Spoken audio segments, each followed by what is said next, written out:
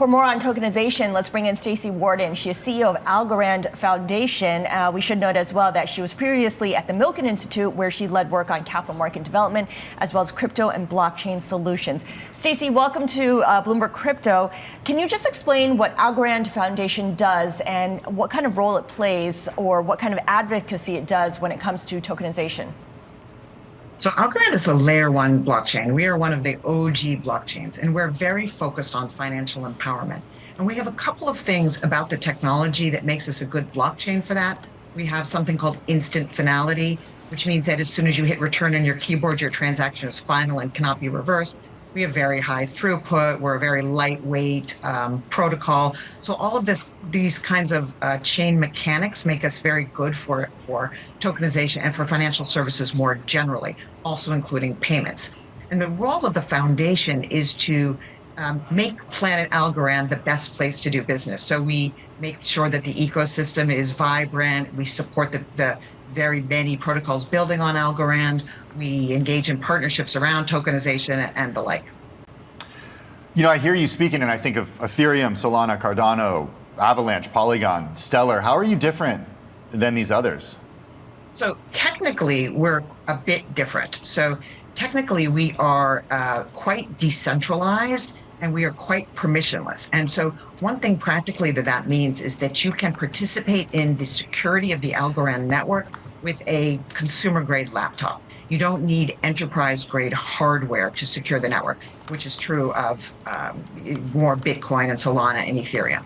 Secondly, we have what's called a pure proof-of-stake protocol, which means that you can't be slashed if you make a mistake. You can contribute and withdraw tokens whenever you want to secure the network. So you don't have to have a minimum level. You can participate with one algo. You're not going to earn rewards very often if you do that.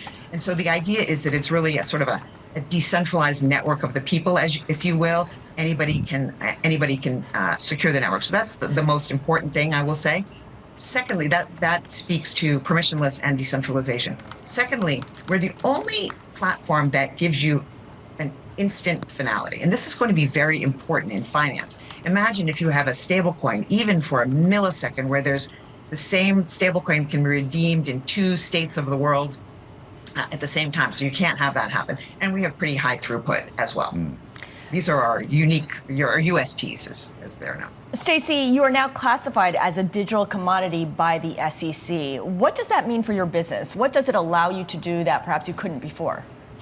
Yeah, we're doing the happy dance about that, of course, as you can imagine. And, I can go into a little bit more technical detail about why that is and why we were classified that way. But for us, it comes down to a couple of really important things.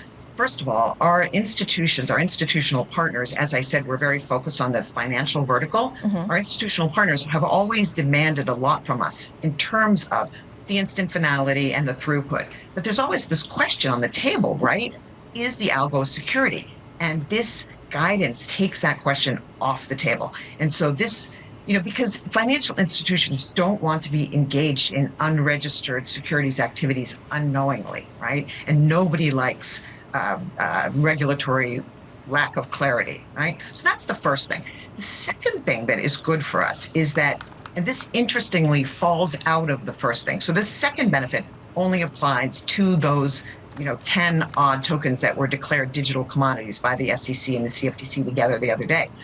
This, if you are a digital commodity, then staking is viewed as an administrative act, not as an investment contract. So that also gives a lot of comfort to exchanges that want to list the algo and engage in activities with the algo, because they also don't want to be unwittingly engaged in activities around unregistered securities. So it's just bedrock regulatory clarity that is so important to us. Of course. Yeah, sorry. Yeah, sorry. We only have about a minute left, Stacey, so I want to jump in. This regulatory clarity that you've been who now are your institutional partners? Who are your customers? Who are you working with now as a result of this classification change by the SEC?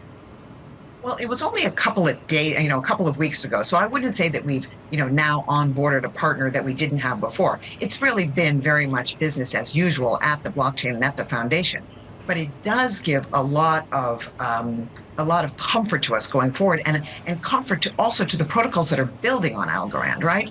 We are, and we have had so much activity on this chain. We're known as an OG chain for so long that I don't think, in a way, we were ever, and our partners were ever particularly worried about it.